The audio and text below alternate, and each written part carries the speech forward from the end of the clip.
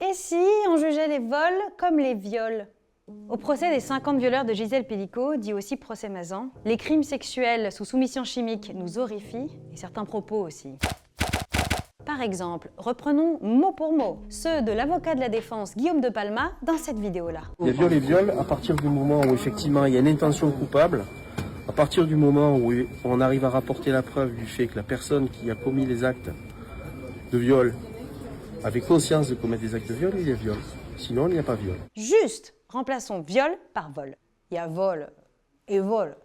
À partir du moment où on arrive à prouver l'intention coupable de l'auteur, il y a vol. Sinon, il n'y a pas de vol.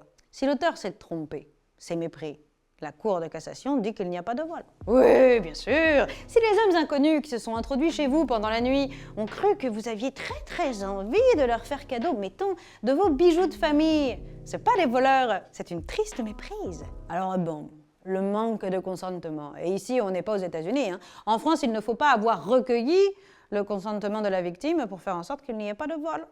On imagine ce type de défense dans un procès pour cambriolage? Ça sous-entendrait que chaque personne française est d'office présumée par la justice consentante par défaut à donner tout ce qu'elle possède en permanence à n'importe qui. De la même manière, le juge, président de la cour criminelle de Vaucluse, a demandé au début du procès Mazan « On va parler de scènes de sexe plutôt que de viol ». Notre juge, sur une affaire de cambriolage en bande organisée, même avec 3800 images de preuves au dossier, pourrait donc tranquillement exiger « On va parler de scènes de don plutôt que de vol ».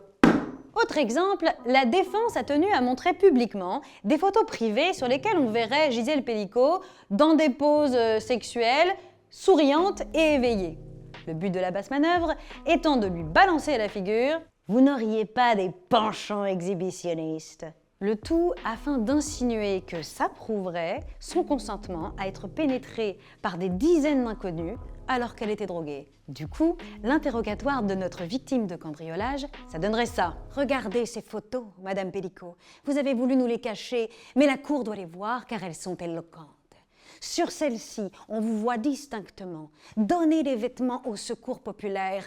Sur telle autre, on vous voit volontairement participer à la cagnotte du pot de départ d'une collègue. Et sur cette dernière, on vous voit souriante donner un billet à une personne sans abri. Est-ce que vous n'auriez pas des penchants généreux que vous n'assumez pas? Ces élans charitables ne sont-ils pas la preuve qu'en fait vous aimez ça? Que vous avez voulu donner l'ensemble de vos économies à ces messieurs? Bonjour la culture du vol. Et les accusés, ils s'en donneraient aussi à cœur joie. La lubrification serait pour l'accusé un signe de consentement. En fait, il faut vous dire, la porte, elle grinçait pas. Elle était bien huilée, bien lubrifiée. Je suis rentrée, je me suis servie. C'est tout. On en serait même encore à penser que la honte doit changer de camp et ne plus être portée par les victimes de vol, mais par les voleurs.